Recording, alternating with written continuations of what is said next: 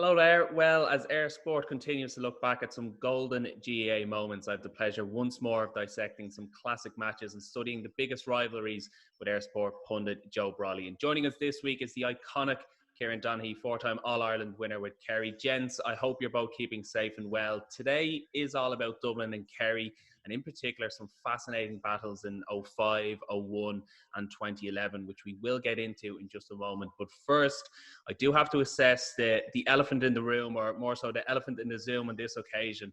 A certain post-match interview given by yourself, Kieran, after a Kerry team in transition lifted Sam Maguire in 2014. Joe, I must give you a right of reply before we start. So, well, Joe Brolly, what did you make of that? Well, Kieran had a spectacular effect on Gaelic football when he arrived. 2 years. And he had and of course you see a wonderful, obvious big personality as well. And I can remember still vividly the first time I met Kieran down in I always came down the service lift from RT after the big games, and I went down, and he had won his first All Ireland, and I think I had my son Rory with me, and I can remember Rory's face. It was like meeting and he's got a glow, as you know, when you meet Kieran, he has a certain glow, a very special charisma. And I can remember that vividly, meeting him and shaking his hand. And, because he really had a spectacular effect on Gaelic football when he came. And, of course, played with, all his personality on show. Everything was out there. And I suppose you had the Bomber Liston, for me, the greatest footballer to play the game. We'll see how this Clifford lad gets on. But for me, the Bomber was transformational in Gaelic football. And I suppose we'll talk about that later. But then the next big individual, like larger than life, was Kieran. And, his battles were so conspicuous on the field, and the crowd were always, whatever his statistics ended up with in the game, he was always compelling. And it got to the stage, I think I wrote once, that it was like a fairground attraction, roll up, watch Kieran Donaghy catching the high ball. Balls coming in, that weren't, and I suppose reminiscent of Art McCrory's great line about Frank McGuigan, you couldn't give him a bad ball. And I would have given my right arm or my right foot, which was for standing on, to play alongside Kieran, because the ultimate team player as well, tremendously unselfish, and always putting himself out there and always putting his body through it. And truly a player who could have no regrets about his career. And I'll give him that one. That was just a cheap headline to launch his autobiography. Come on, let the real stuff begin. Some very, very generous words there. Okay, listen, I did say it was all about Dublin Kerry. Hey Joe, I wouldn't have said anything to you about during your press conference in my interview afterwards if you always talked about me like that. That was lovely.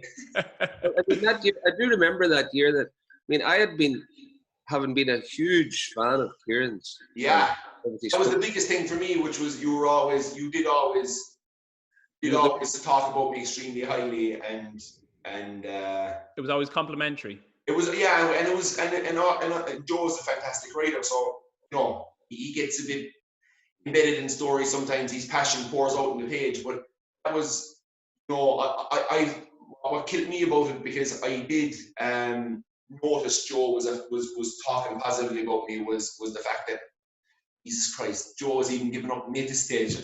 Maybe I was a 2 or 3 year wonder. I was talking honestly about you, because there was a spell then where, and again, because this is just typical of you, whenever you lose your interest in somebody, it's like a child, you can just see the interest has gone out of it. It's just, it's not the same. It's it's like a child sitting at the back of the class glum. And you could see that he had lost that spark. But again, I suppose like the great players, I think of his contribution to save Kerry against Mayo in the All-Ireland semi-final when he came in with a few minutes to go, and here he comes, this is like, and now in the red corner, you had that feeling of theatre, You know, when he rescued the game and continually made players around him look good. But he rescued the game that day, and also he was the crucial influence in the 2014 final against the Donegal team, who I suspect Kerry feared. You know, look, these boys will do a number on us. They'll grind us down. They'll grind us down, and that in fact was what was happening.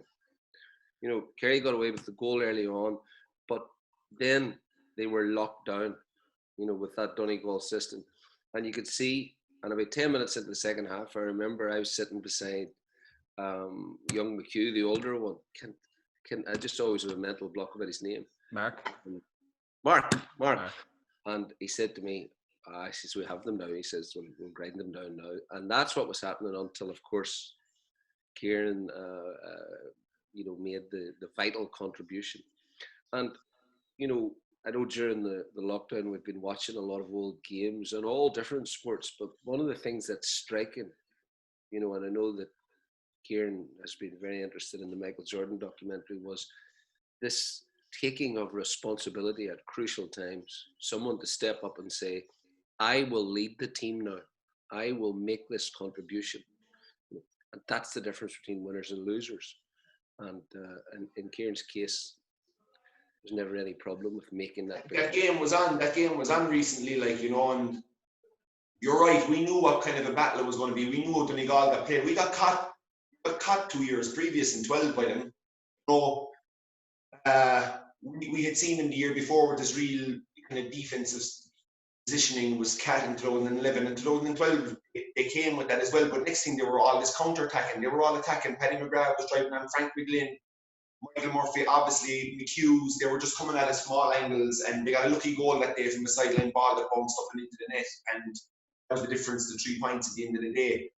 But we knew going into 14, and there was the guy in the tree, you know, before training, so we knew they'd have a fair idea of what way we were going about things. You know, maybe moving James a bit more out the field to give him a bit more space. Instructing Killian Young and Peter Crowley not to be defensive and sit back in a kind of a sweeper system in the D, but to stand out in the 65 when we were going forward, for the main purpose that if we get caught or not, that we all don't stream down the pitch and bury us like they did to Dublin a few years earlier with 3 or 4 goals. So I think people kind of got this, you know, Kerry, it was the worst final ever, and when we won against Mayo by beating them by 12 points, that was the worst final ever, and it was kind of like, way do you want us to do it, lads? We grinded out against a great Donegal team. We grinded out a 3-point win. A very young, inexperienced side who'd never been in the final before. And Donegal fellas, a lot of them was their second final. So it was just about winning that game. That was a win at all cost game. And but it was the worst final ever. Well, I'll come back at you, right? If you look, they were very difficult to know how to play against. I mean, Dublin the previous year looked awful against them. Because that's where I said, look, if we get sucked in, we're going to be killed on the counter-attack. So they played with their whole defence back. It was extremely hard. It was extremely hard to get our heads around from the way we play football. I think we're going to be talking about Dublin and Kerry in this segment. And the reason we're talking about Dublin and Kerry is because Dublin and Kerry have always just outplayed football, full attritional football. They go for everything, both counties always. And I think that's why there's such a great respect, rivalry, and camaraderie between the counties in general. Because of that, we both know we've never had a Kerry team that has been really defensive. We've never had a Dublin team that has been playing very defensive. So I think the modern game, and let's not romanticize too much about it, but the modern game very much kind of a defend 15, as defend back. They mightn't all get back, but they'll push the sidelines and they'll put real pressure on. But both teams offensively had the weapons and had the skill set to play. But there was about 10 minutes in that 14 final after the second half that it was the worst football. And I never watched the full game back. I wouldn't be a great man for watching games back, but it was on and we're in lockdown. We had nothing else to do. So I said, I might as well watch this. It was compelling enough stuff for the first half. Jesus, there was about, I think there was 12 minutes in the second half, at the start of the second half, that it looks like 2 junior teams playing. We can't kick the ball over the bar. Guys are kicking it at points, and they're not missing it by that much. The post ball is nearly going over the hill and bouncing down the road, but bouncing down Jones's Road. Like it's serious bad execution for a period. And then once the game kind of, after my goal, the game rifles back into action. McGee goes up, kicks a massive score. They all go from 4 down to 2 down in the blink of an eye. They're right back in the game with like 12 minutes to go. And I think we kind of just solved the game. But yeah, it wasn't the greatest final of all time, but a 10-minute period, I think, gave it a desperate bad name, because after half-time, everyone's like, okay, the first half is over, let's go. And then they're there watching this first 10 minutes of brutal football. But I think after that, in fairness, it was a very good ending to the game. It was exciting to the last minute, and McFadden had the punch off the post to tie the game in the very last minute, which would have forced the replay. So yeah, it was a strange one. It was a strange one for Kerry to get ready for. It was a strange one to get our heads around. We get one crack at this. This isn't the Munster final where we get back in. This is an All-Ireland final against a really difficult crowd to play. And let's just be solid. Let's not just go to Kerry away and be able to come back afterwards. And listening to fellas like Joe Brolly say, oh, Kerry fell for a trap again. They went all out attack and they left themselves open, and they lost another All-Ireland to an Ireland team. We're very straight down the line with, we're not losing to another Ireland team in the final. We're playing defensive when we need to, but we're just being solid. Kieran, they're free staters. Right, gentlemen, before this gets very political. But just let me make one point. You're right, Kieran, that they were, because it was truly a perversion of the game. Of course, it was brilliant, Jim's coup in winning the All-Ireland, but it was a perversion of the game. And for that reason, it was very difficult to play against, and certainly impossible to play traditional football against.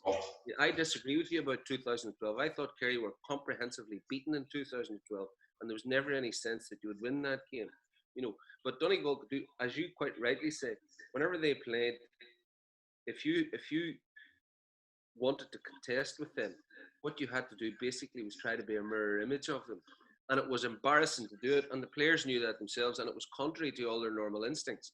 So the Dublin semi-final with Donegal in 2011, probably the worst spectacle ever, but Dublin had the balls to stick it out that day. And I knew that Dublin were ready to win that 2011 final then, because in spite of the tumult in the crowd and people saying, what the hell is this? They held their nerve. And that's what winners do. And that's precisely what Kerry did in the 2014 final. So I think the two things can coexist. You can say it was an awful game, but it was a very, very good win for Kerry. I think we've come full circle, but I think the two agree somewhat anyway, but by the end of it. Kieran, you mentioned there Dublin-Kerry rivalry. Is Dublin-Kerry still the biggest rivalry in Gaelic football, or do pundits and fans somewhat overly romanticise it, as you say, because of the 70s and then into the 80s? Is it still as big as it was? I think it'll always be big as it is currently. It's like Liverpool and Manchester United aren't in the same. It's not the same city, but that rivalry. I prefer to, it'll be tight maybe now, but that Manchester United Liverpool rivalry will always be there, no matter where the teams are. If Liverpool get relegated and are in Division 2 and United are Champions League winners, when they play each other, it'll be still all the old stuff will come back up. And I think that's why we're lucky with Kerry and Dublin. The footprint of the great 70s battles, I think will last forever in Kerry. And as long as Kerry have 37 or 38 and Dublin have 29, we're that far ahead of them. Rivalries only, the more Dublin win with this group, the tighter the overall battle is going to get. And I think the rivalry will always be there as long as those two teams are top of the list when it comes to all Ireland in this country. I'm disappointed, Kieran, to hear you referencing two multinational professional sports franchises. Those boys do not have a patch on Kerry v Dublin. Well, what is the rivalry to you, Joe, then? Like, as a neutral observer, what is that? Well, it went through phases. You had the Kerry team arriving in 1975, really an under-21 team playing exhilarating football and shocking Dublin, who were a very established dynasty at that stage. And then order was restored pretty brutally by the Dubs in 76 and 77. And then, of course, you had what I like to call the era of the Bomber, arriving at the Croke Park. And I mean, it was staggering. I think it was 3 goals and 2 points he scored from play. And in fact, I watched back during the week. Again, very like Kieran's catching ability. Probably a more accomplished all-around Gaelic footballer than Kieran. Both very similar under a high ball, both great team players. But his second goal in that final is a masterpiece. In amongst three Dublin players, he takes it high. He's already turning and heading back. He gives a delicate hand pass with his right and takes the ball back with brilliant finish into the bottom corner.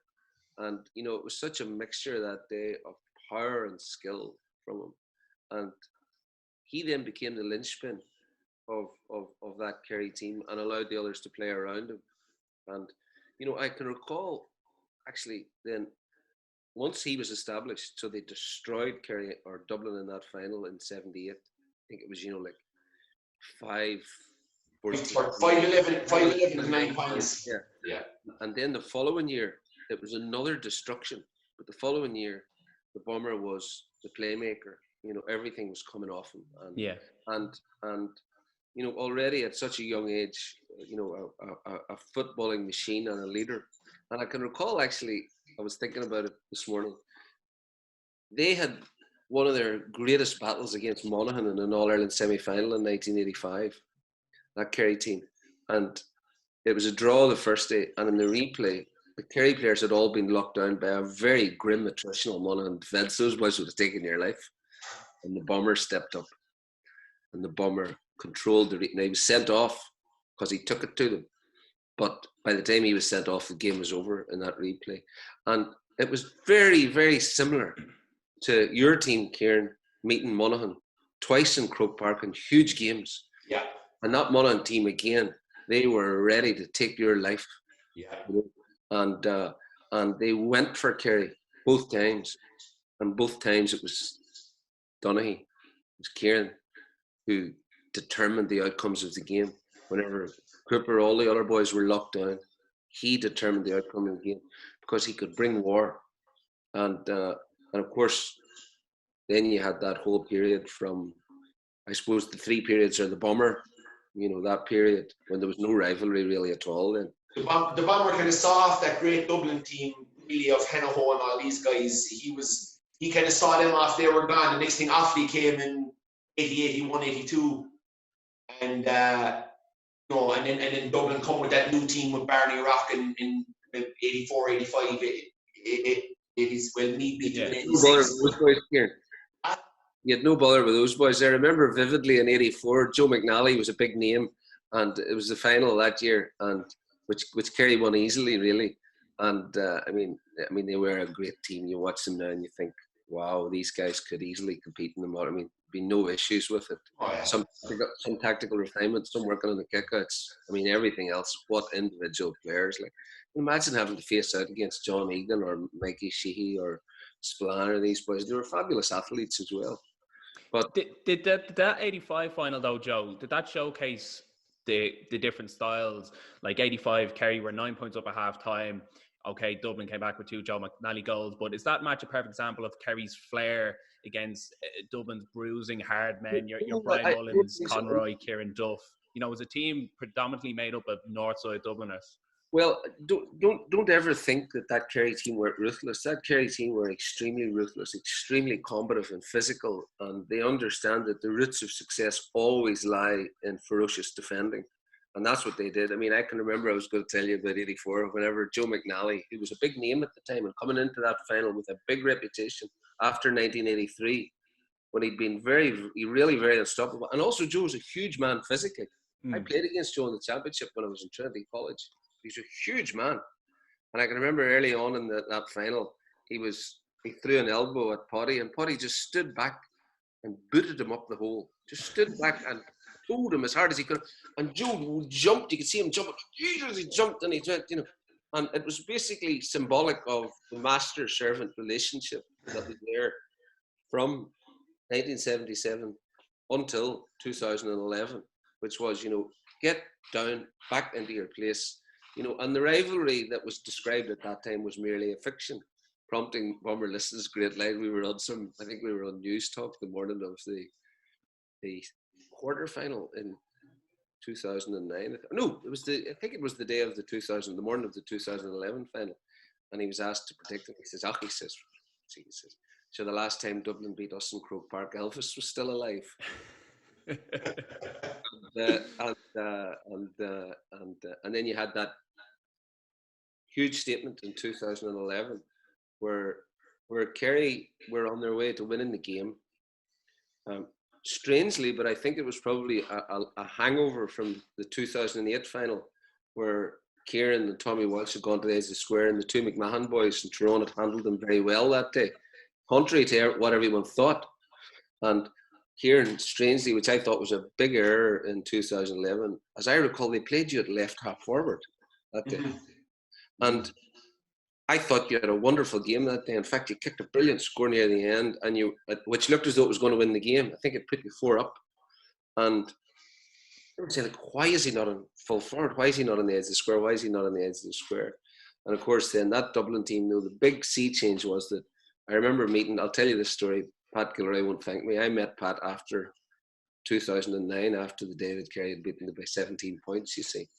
And we met in Kavanagh's bar for about an hour. He wanted to meet me to talk about their style and what was going wrong and all the rest of that, you see. And you had Tyrone's very defensive work, coupled with their strong counter-attacking play. And that was sort of, that opened the gates for Jimmy McGuinness, what that Tyrone team was doing. So he said, look, we're going to have to out Tyrone. His mission was to break Tyrone in Ulster because they had a stranglehold there. So anyway, I met Pat, and I was saying, like, you're going to have to dispense with this free-flowing attacking forward because you're being punctured. It's easy. You can't hold the lead. You can't play for 10 minutes and nothing. I can't believe you were promoting defensive football, Joe. You can't play for 10 minutes. You boys can't play. You boys can't hold the lead for 5 minutes. Confidence depends on solid foundations of defence. Because every time you go ahead, you score a goal, 3 points, a goal, 4 points. Well, then Tyrone would come and score 2-5 back. Kerry would come and score 2-10 back. Dublin might get a goal early on. There'd be giddiness, in an atmosphere of excitement. But it was false because they didn't have any arse in their trousers. They couldn't defend. You watch Dublin teams of that era. All that was happening all the time. Great example, the 2009 quarterfinal. Dublin's whole defence was turning and running back towards their own goals, looking over their shoulders as Kerry were marauding left and right. There was nobody in position. There was no defence. They did not have a defence and didn't play with a defence. So you can give Dublin a slight break, I think, in fairness, for 2009 on a human level and on a visual level. They watched Sligo should have beaten us. But Sligo should have beaten us in Tralee, whatever. But Antrim, that's above in a random place in Tullamore where Kerry had never played before. Unfamiliar surroundings. Then against a tough Antrim team that had a few nice ballers as well.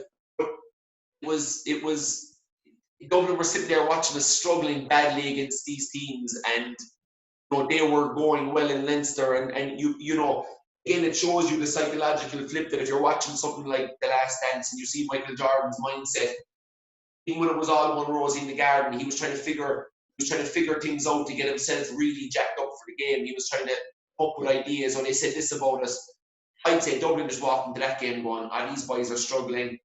All of our older fellas are on their last legs, and this will be fine. And there's no worse place to be in a sporting environment when you're playing and you think it's going to go a certain way and you haven't prepared for the other side in your head, which is, I think, all that happened to Dublin that day. They conceded the early goal and they basically just couldn't get their heads around. And of course, we're the opposite. We've been struggling.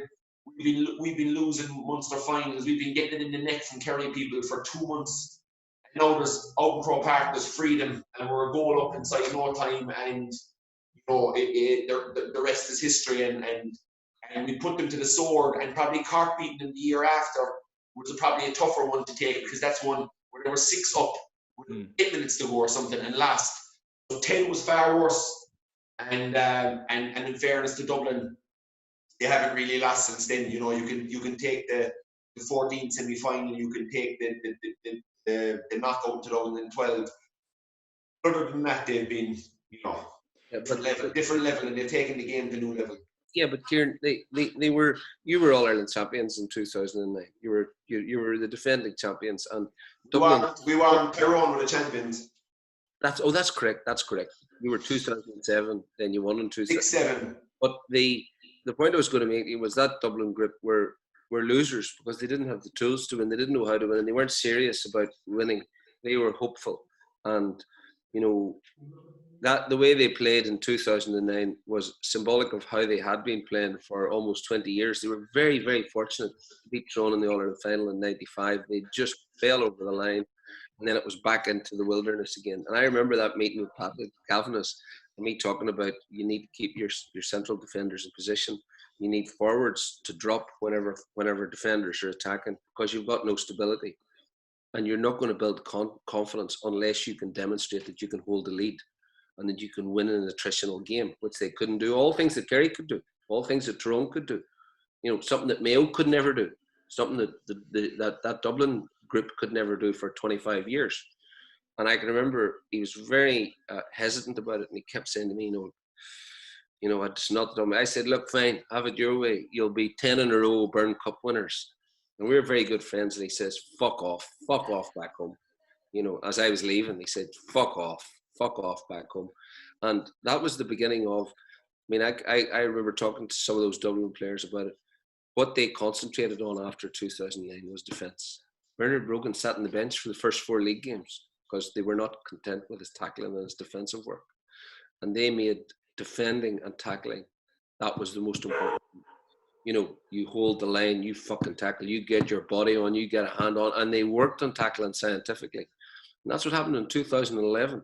You look at that game in the last quarter, the number of tackles Dublin got in, and obviously the interception of Declan O'Sullivan was crucial, who for me was a solo runner. And, somebody should have eaten the arse off him years before that about the amount of solo running he did.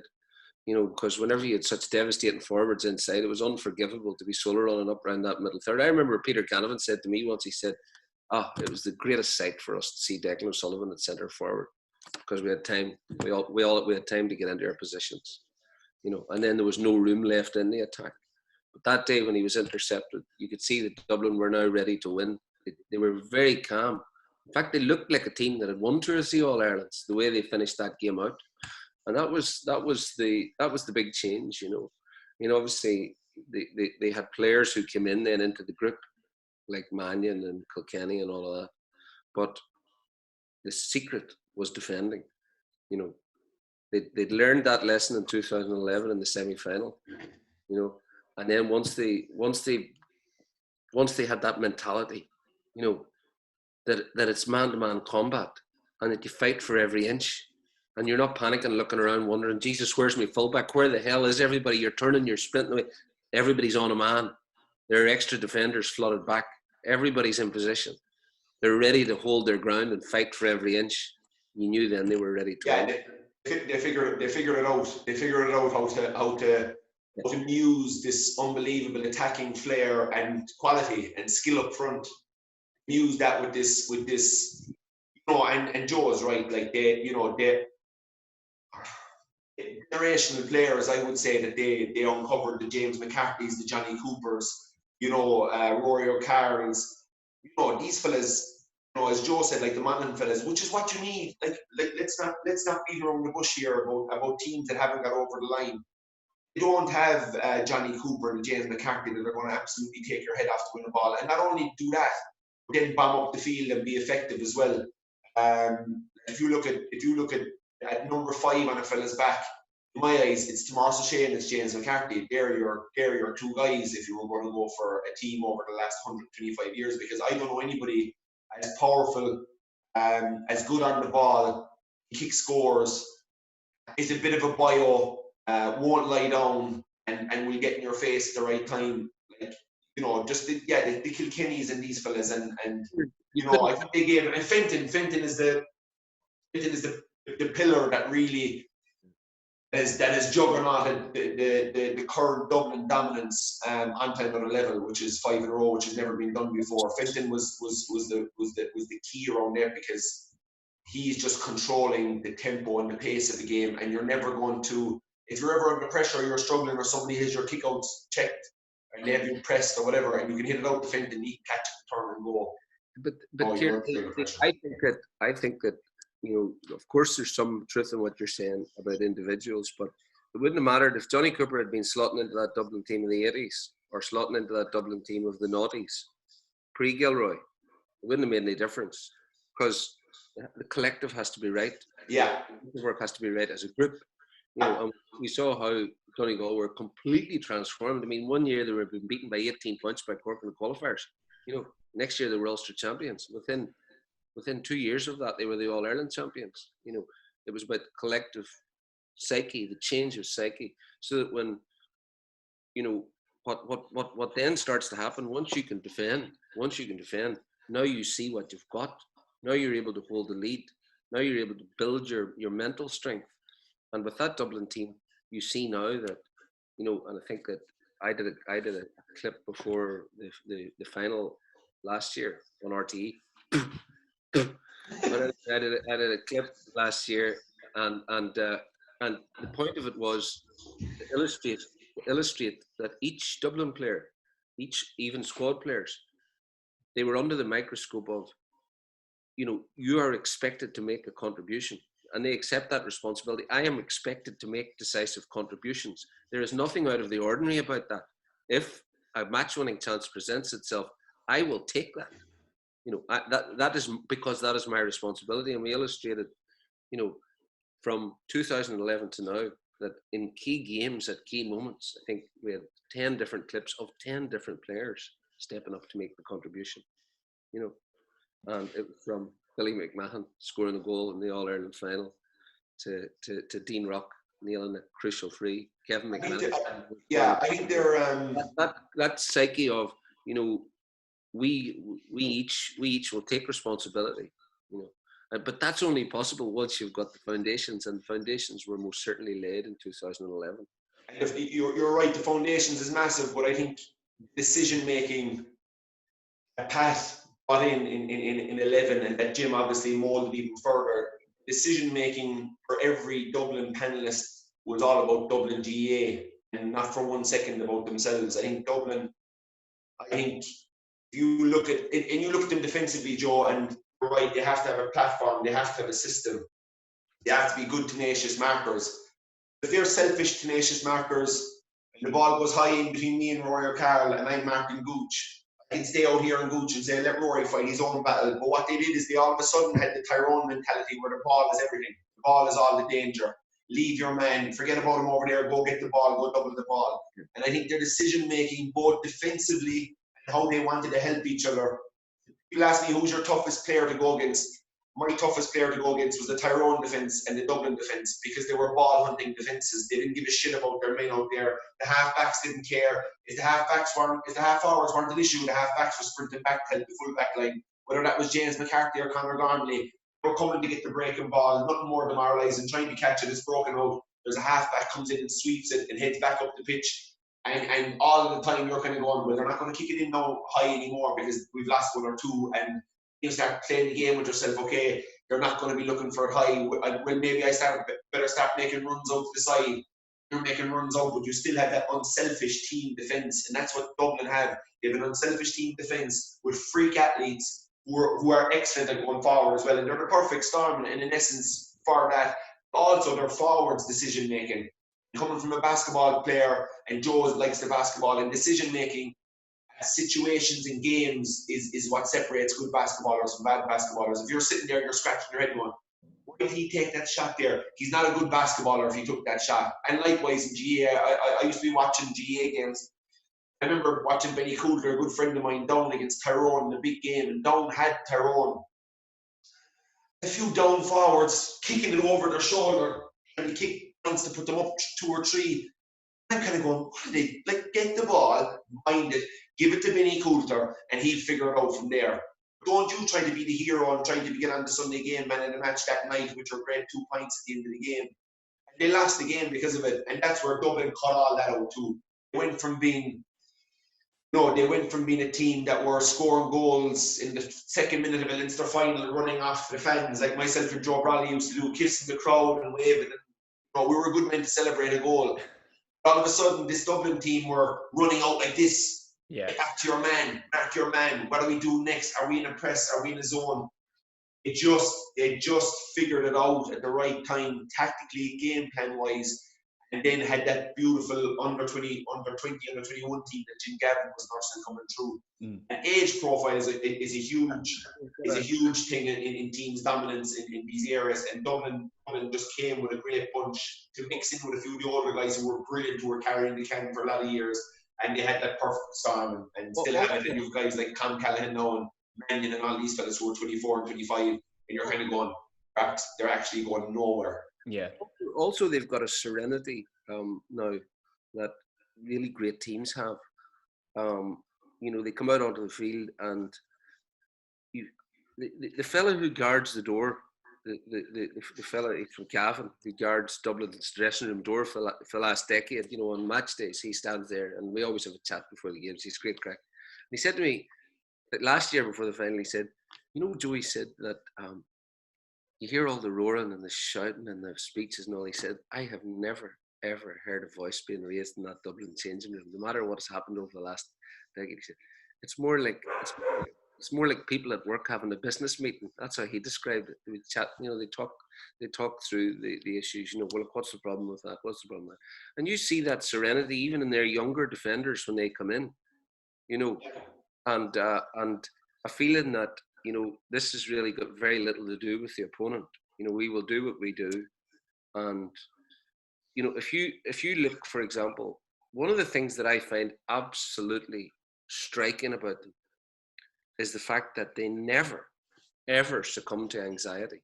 Like Kerry put them to the pin of their collar last year. And this Clifford kid, I mean, where he's going to go, I mean, that's going to be hopefully because his performances, even in the Kerry Championship this year, were some of the most hilarious things I've ever seen. I mean, I can remember jumping up and down in the living room when he scored the goal against Paul Gately's crowd. He dummied the goalkeeper 3 times in the space of 2 strides. Left, right, left. The keeper looked like a dog with its face out the window. You know, and he ended up on his arse as Clifford. You know, I mean, it's and for such a huge man, they have such delicate skills. But anyway, the way that they put Dublin to the pin of their collar last year, and with 10 minutes to go, you think, okay, look, this is the moment. They're down the barrel now. They will not recover. They made Jim Gavin made errors on the sideline. You know, I mean, he brought on the lad from Ballymun, his brother's the centre back, John Small's brother. Paddy Small. Bad decision, and Paddy looked very un-Dublin-like, and you thought... And how that bad decision, how much did that stand out, Joe? Like the 2 he dropped into the keeper's hands, you were kind of going, what is going on here? And that's just because that they're so ruthless and they don't make them type of mistakes. But they never succumbed to anxiety. And in the end, they almost won the game.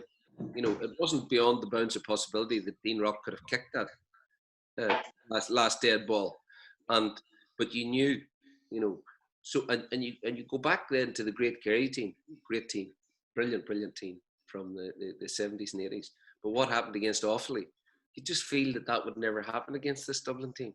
You know, it did happen. That a mediocre player for the opposition would come in as a sub. That he would outfield you in that situation, and that he would kick the winning goal. But Joe, if you think about our final last year, that's what happened. Killian Spillane came on and caught a ball and went through and buried it, and all of a sudden you're kind of going, Jesus, no. So Kerry could do this, but to Dublin's internal credit, and I covered it on the build-up for the replay. They've obviously talked about that. I think they've every scenario covered. I think their backroom team is incredible. I think their players are incredibly smart. I think that's the biggest difference between them and any other team is how intelligent they are as a bunch and how in tune they are with each other. But just the down a point, 2.5 minutes to go, time running out, your 5-year-old dream's going to go up in smoke like Kerry's did in '82. Kerry are going to do it to you, so that's, you know, we're going to rub it into you forevermore. And next thing, you know, Cluxton comes out of goals and he goes out to James McCarthy and he kind of goes, go on, James, we're down a man. We need to get the ball back. You know, we could sit here like a complete kind of robots and just stay in our positions and let this game, let Kerry hold on to the ball for a minute and a half and maybe kick a score and the ref will go up and we lose. But no, we go out, we do something that nobody's ever seen before. A keeper comes out and plays full back, allows the full back to go out and play centre back, allows the centre back to go push up on the free man. And all of a sudden, Kerry are running around and going, where's our free man? Oh, we should have an extra body around to get a little handy hand pass off top. They don't. And Dublin, Dave Moore does really well to wheel out of 2 or 3 tackles, and he's going up the sideline. He looks up. But I think when he looked up first, he saw Cluxton marking Tommy Walsh, and I think it threw him. I think he kind of went, hold on, why is Cluxton out on the edge of the D marking our biggest guy? What's going on here? And he goes, that's not right. I'll take another bounce. Now I'll get my head up. Tommy made a great lead run to the wing. And Dave was about to kick it. And then you've Kevin Mack, who's done the goals, done the heroic stuff before, an unbelievable player for Dublin. And here he is, belting back and getting a vital turnover. And not only that, then the coolness then to say, okay, we've got the turnover, there's a minute and a half to go. Let's go up and kick the equaliser. And as Joe rightly said, Dean Rock, who I did something with Sky Sports with out in Abbottstown there just before this coronavirus hit. We were going over his free kick. All of it, like his big free kicks, but he's just his technique for kids watching at home and kids to get an eye on it. And we took him over to the area in Abbottstown where he had the kick to win All Ireland against Kerry from the sideline. A remarkably hard kick. Into the 77th minute of the game. Your man's after tracking up and down the pitch all day. Legs are tired. He's on an upslope. He's coming in from the sideline. Kerry fellas roaring at him. And we were talking to him about and his big thing was he didn't want to leave it. He didn't want to try and go so much to score that he'd leave it in the air, that Kerry would catch it, and no, Kerry would go up the field and kick the winner. He didn't want that. So he always knew he was going, that was going to go over the bar, was just going to come inside the near post. And but like just the wherewithal of that Dublin group, when as Joe rightly says, the 5 rows falling down around them in essence, and that's, I feel that was their goal. When I look at Dublin and I look at all their celebrations after the second and the third one, I wouldn't be surprised if they were talking between themselves after they got that one against us in 15, because they would have felt in 15 when they won that, and I know this is how they would have felt, because that's how I'd feel if I was in that Dublin team. I would have said, how did we lose in 2012? How did we lose in 2014? We're not losing anymore, lads. And you know what we'll do? Let's go and do something special. And I'd say once they got to 2 or 3, 5 was very much that was the reality for them. That was when David Hickey, their team doctor, the famous Hickey prophecy, he said, we will win 5 in a row. No one will beat us, because he had seen the calibre of men, you know, and you couldn't get a better calibre of man than David Hickey. And, yeah. But you're right that last 10 minutes in the drawn game last year in the final was an exemplar for a team who know how to look to their last protection. They knew they weren't going well. Things weren't happening for them. They weren't playing with fluidity. Kerry there was a huge excitement in the ground that Kerry were really good. Kerry were really good. Kerry were galloping through them and playing terrific football. It looked very much like 75. This group, they're not, and their tackling in that last 10 minutes was the best I've ever seen. They locked Kerry down completely. Yeah. I mean, without fouling, with dispossessions, without fouling. You know, they were compensating for the mistakes they were making up front. You know, and you know, that was when you knew, well, look, there's only going to be one outcome in the I'll probably get slated for saying this. I'm big into the American sports and American football and basketball, and they do get oxygen from a full Crow Park with a massive amount of dubs. Like they're used to the place. They're used to the diameters of it. They're used to the size of it. Cluxton knows that we can play the place blindfolded, and the crowd. I'll give you the one where Cluxton put over the free in 2011. Or no, Brogan got the free in 2000. Brogan got a massive point from playing in 2011. I went down and got the equaliser in the 71st minute, and then Cluxton came up and got the free in the 72nd to win it. After Brogan got that point, when I was jogging back up and I was starting to cramp up, I was jogging back up to full forward. My eyelids were shaking, and I don't know. I think it was from the buzz of Brogan's point in the crowd, you know. And they get massive on top of it, on top of being brilliant, on top of being the fittest team, on top of being the strongest team, on top of being the best decision makers, on top of being skill set wise. You know, there's this young Kerry team are coming on. They've got a few guys with really high skill set, but as a group, with all that, they're also playing at home It can't be, and that's always the way it's going to be, and it's never going to change. I'm not saying it's never going to change, but it is a factor into their story as well. And don't tell me if it's not, you're off your head speeding. It's not. They didn't get much oxygen from Croke Park from 1977 to 2011. No, but you're never going to get oxygen when you're getting hammered in the game. I'm talking about you've played enough games, Joe. You've played enough games in Casement Park and other places. Yeah. When there's about 7 or 8 minutes to go and the game is in the melting pot, that's when you get oxygen from the crowd. That's when a block kind of. But also a pressure. I mean, that can easily be a pressure. In the end, the trick is for that group. Well, if you look at American sports, it's not pressure, Joe. It's momentum, and sport and the home fans give you momentum, and that's if you look at any of the game sevens that are played in a home venue for a team, you lose like 4% of them, and that's just the way it is because it's momentum, it's everything they do. A block down gets a bigger cheer than anything else. I'm not saying it's the reason they won. Of course, I'm not saying it's the reason they won. I'm just saying it's another contributing factor, along with all the other brilliant stuff they're good at. It's not a slight against them. I'd love to be playing them. I'd love to play Dublin in our comp. I'd love to play them in a 7-game series at the end of September. Play 4 down in Killarney and play 3 in Dublin if we do better league record. Well, that does bring me on perfectly to 2001, the home of hurling, and it turns out to be a draw. Kieran, what were your memories of that? Like, for me, I think I just made the second half. It was tailbacks down to Thurles, pretty much, is my abiding memories. You wouldn't be used to travelling out of Dublin, that's your problem. Half the Dubs didn't watch it in Abbey Leaks or somewhere just to make it. I'd say you never saw Tipperary before on the show.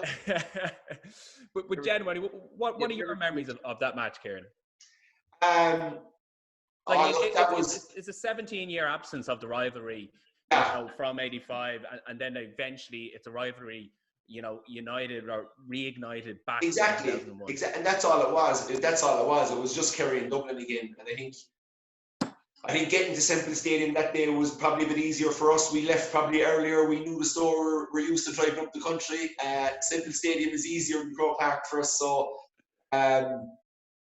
Just, do you know what? It was the colour and the banter pre-game, and I was a minor that year in 2001, so I was getting ready for actually a minor All-Ireland semi-final against Dublin about 3 weeks later when Kerry got absolutely toasted by Meath the same day. So I was very much we won the Munster final. I knew we were playing Dublin. No, Kerry are playing Dublin in a quarter final or whatever it was, and it was just. It was a pure buzz, man. It was the interaction between the fans. There was a buzz about the place that this is Kerry in Dublin and it's back and it's going to be wonderful. We knew nothing. Dublin hadn't been like setting the world alight or anything at that stage. We knew nothing. Not much about them, and we knew we Maurice Fitzgerald and we knew we Darragh O'Shea and we knew we Tomás O'Shea and Johnny Crowley and Kineda and all these fellas, and we were just like, yeah, let's go, let's get it on in Thurles and see how we get on. As a Kerryman, where does that rate, that Maurice Fitz sideline, as iconic scores for Kerry against Dublin? Where does that one rate? I think it probably ranks second all time. Okay. Second after Kieran's goal against Armagh. No, I'd say Mikey Stuck on that fancy value. Mikey Shee's chip the lob, into the canal end is probably, in my eyes, the number one iconic, because it just showed the genius of Mikey Shee it showed the naivety of the Dublin defence at the time to hand him over the ball and say, there you go, Mikey. You can't give the ball to God, not expect to get punished. And ball was in over his head before he knew it, and I think the Maurice Fitz point was he was an icon in Kerry already, but this was a real kind of like, okay, Maurice, no, the chips are really down. This is a do or die thing. Can you do it? And it's a hard kick. We all know it's a hard kick to execute. It's hard to get the distance. It's hard to get that amount of curl. Temple Stadium's a massive pitch, like it's a hurling pitch, so it's huge. He's way out, like the kick, and you've got Tommy Carr roaring in his ears, and it just had a bit of everything, and we went bonkers after that point. Yeah. What about Mikey Sheehy's incredible goal in the 1987 Munster final to rescue Kerry. Oh yeah, Lee Morgan falling to his knees. When he had the ball at the corner flag, I mean, Lionel Messi step aside. I mean, how he managed to work his way through with that close control and body movement and wee feints, and I mean, it was the most extraordinary thing. And as I recall, Morgan threw himself full length in the ground with his face buried into the field. Yeah. Remember, he just couldn't believe Was it. he behind the goals or something? Was he gone behind the goals? Or? My recollection was that he was at the sideline, but he certainly went full length on the ground with his face into the pitch. And I suppose the thought must have occurred to him, we're never going to beat them, because Cork had been so superior that day. Of course, they mopped up what was left of that team in the replay. All great teams come to an end, but still, it was such a eye-poppingly astounding goal. You couldn't believe where he got that ball. The whole Cork team back, that he was going to work his way through and nick it into the bottom corner of the net. I think it was off the outside of his left. Genius. Joe, I do want to get your thoughts on 0-1 as well. I mean, we previously talked about Dublin's mental frailty, but Kerry were 8 points clear at one stage, and then a quick fire 2-3 brought the Dubs back into it before the Maurice Fitz sideline. I mean, what did you make of the game as a spectacle? Well, I think that Kerry were very fortunate in '97. That's when they made their breakthrough again. They'd been in the wilderness for a long time by their standards. I think their last had been '86, and in '97 they were very fortunate. We made a complete balls of the Ulster final against Cavan. We were actually playing very, very well that year. I think we'd won the National League. We stormed through Ulster. We absolutely demolished Tyrone, and can't remember who, Down and Tyrone probably. And then in the final we got Cavan. So it was enough against Cavan. You know, Cavan had come through the weak side of the draw, and we were dreadfully complacent, really, in hindsight. Lost the game by a point. And then Kerry, you know, it was a day out for Cavan. Truthfully, that '97 All-Ireland semi-final against Kerry. And Kerry, you know, had it pretty easy. And then they got Mayo in the final, and Mayo completely botched it on the sideline. Because Morris, for all his great skills and elegance and ability, did not like personal, close, ferocious man-to-man marking. I mean, he would have absolutely loathed that Tyrone team that Kieran had to face. I mean, he would have loathed that. And Mayo had Kenny Mortimer at left cornerback. I mean, Kenny Mortimer was a grade A, flat-out cornerback, born to be a cornerback, a nightmare to play against, a brilliant defender, brilliant athleticism, completely, like, he was happy to lead on his own. He was a brilliant, brilliant cornerback. And instead, they put Pat Holmes on Morris in the '97 final. And, you know, Pat Holmes, a loose playing wing back, you know, 6'2", good skills, all that. But on Morris, you know, and a wing back's instinct is a million miles away from a defender's instinct. And I can remember Kenny Mortimer actually signaled frantically to the sideline as this horror show was developing. You know, Pat standing off Morris, who wasn't particularly quick and wasn't aggressive. You know, 2 meters off him, pull him over the bar. Of course, they were all things of beauty, because I mean, no one could put the ball over the bar like Morris. But that wasn't the business. The business was to gut him. And they didn't put Kenny Mortimer on him, and they let another one slip, because that was one that you're giving Morris this nice guy persona. Like, don't let Morris fool you, by the way. I didn't say a nice guy persona, but I said that he found it extremely difficult. So that put it to you this way: if I was choosing between Morris or Kieran on the biggest day against a serious crowd, the Tyrones of this world or the current Dublins, I'd be picking Kieran every time. You're wrong. You're wrong there. Yeah, well, obviously, Morris could play that sort of Dean Rock type of game where he would be now a free specialist, play left or there, right over. He'd be your free taking specialist. You know, he'd be you know, not expected to carry the team or anything like that.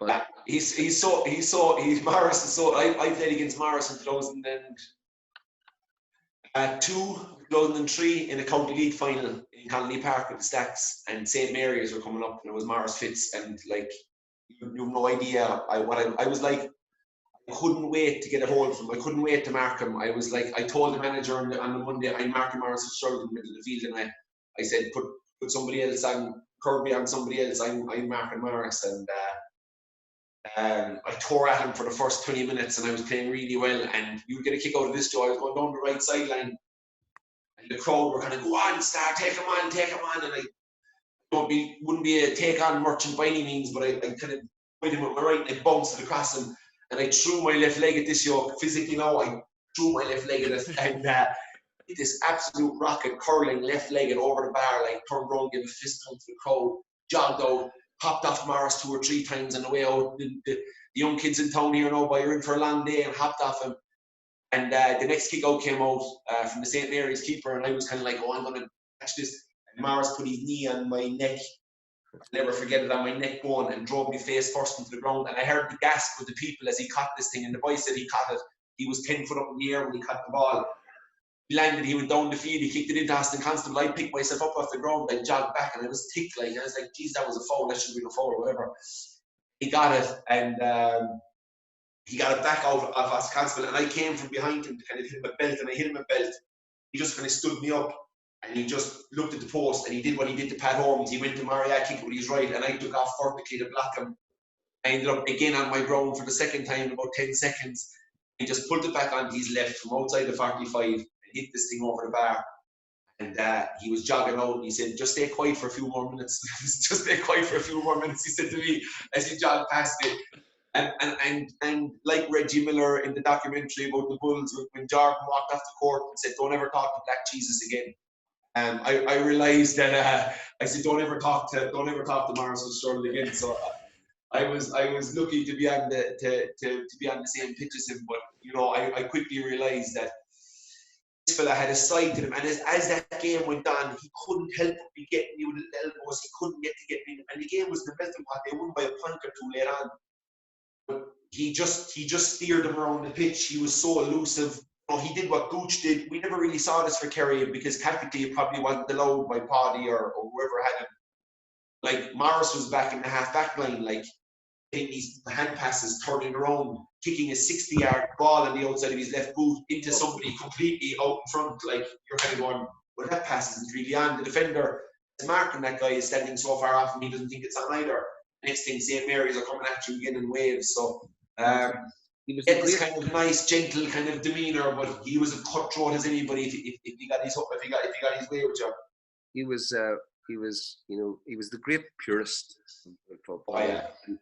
Revered the skills. Now, Paddy Heaney, you know, the writer from the North, went down, and Paddy would be as eccentric as Morris, you know, but he did a feature on Kerry football, and one of the great delights of the feature was that he was invited to have tea. Mick O'Connell came over, I think, as I recall, rowed over on the boat from Valencia to what? Into Port McGee, like into the Port McGee. Yeah. And there was a wee place where they had tea in the morning. So Morris, I think Morris's father, as I recall, and Mick O'Connell, and I sat and had tea with them, listening to them talking about the mysteries of high fetching, and you know, the true art of high fetching, and that you know, and of course what Morris did in the '97 final, you know, and some of the things that he did. And I remember him playing at universities level. He went up to play Sigerson in Belfast. Now at that stage the northern teams were coming, you know, and we weren't fucking around. And he was leading UCC. It was his second year, and he was playing against St. Mary's. St. Mary's, you know, Pascal Canavan and Danny Quinn, you know, from Danny would have taken your life. You know, Danny's a great friend of mine, you know, he married my beloved cousin Catherine, you know. And Danny, you know, and he says, pioneer and all, he doesn't drink, and he's, of course, you met him, he's the nicest fellow he'd ever met.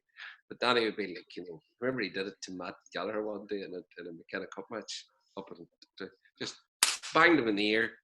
Down he went, and then he was down and said, Jesus, are you all right? What the hell happened to you? And the player wouldn't actually realise that it was Danny who banged him. I thought, Jesus, somebody hit me, you know. That's just, are you all right, this man? See, you know, this man has fainted type of thing. But anyway, Morris played that year in the Sigerson. And, you know, Seamus Downey, all those boys were playing for St Mary's, and they were ferocious. I think they'd never won a Sigerson, and they were ready to go. You know, the northern teams were all very prominent then. January too, like January football. Proper football. The first act of the game was that there was a boy Rafferty playing full back for St Mary's, and Morris came out for a ball anyway, and about 3 of them hit him, and he had to be carried off. I mean, it was just and you could hear them in the changing room beforehand. It wasn't like the Dubs. You could hear them out in the field, and they had a rope around the sideline to keep the spectators back on the old Dub pitch.